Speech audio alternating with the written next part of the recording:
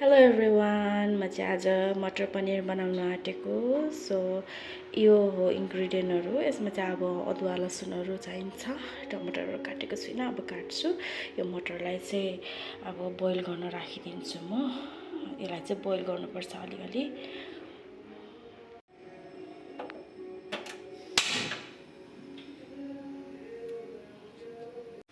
यहाँ चाहिँ मैले कराई तताइरहेको छु। अब यहाँ तातेपछि तेल हाल्छु अनि पनिरलाई तार्ने, सुरुमा चाहिँ तारेर निकाल्ने पनिरलाई। पनिर अब तार्ने।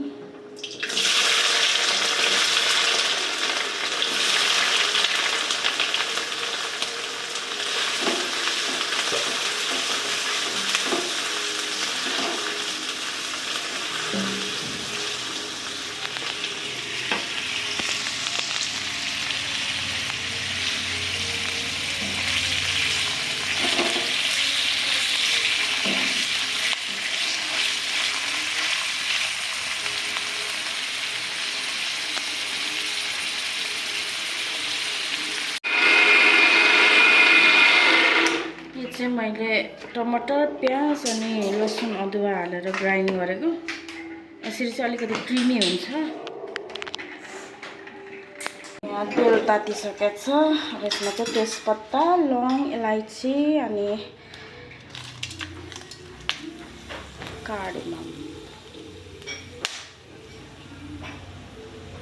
हालेर छाने। 5 फुरन पनि हालेछु यहाँ अलिकति।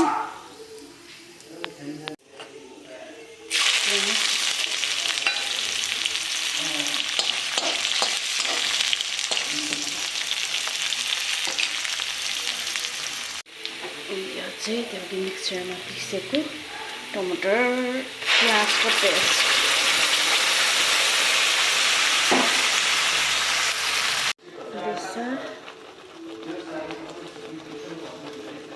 रेड चिली पाउडर,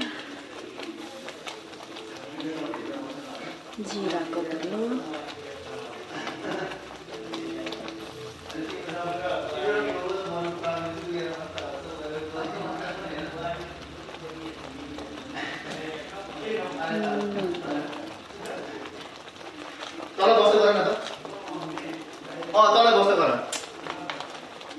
अब यसलाई अलिकति अझै क्रिमी टेक्सचर बनाउनको लागि चाहिँ, अलिकति टेस्ट पनि क्रिमी बनाउनको लागि चाहिँ दही हाल्ने। दही यसो 2-3 चम्चा हालिदिनु। अझै बटुकोमा 4 चम्चा जति हालेको थिएँ, सबै हालेँ।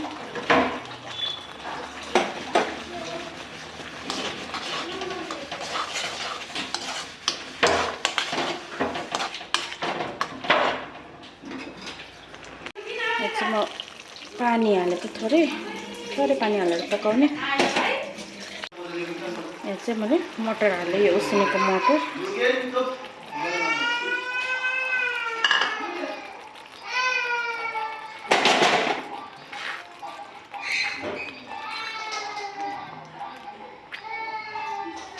अब यसलाई एकछिन पकाऊँ अनि त्यसपछि चाहिँ पनिर हालिदिने।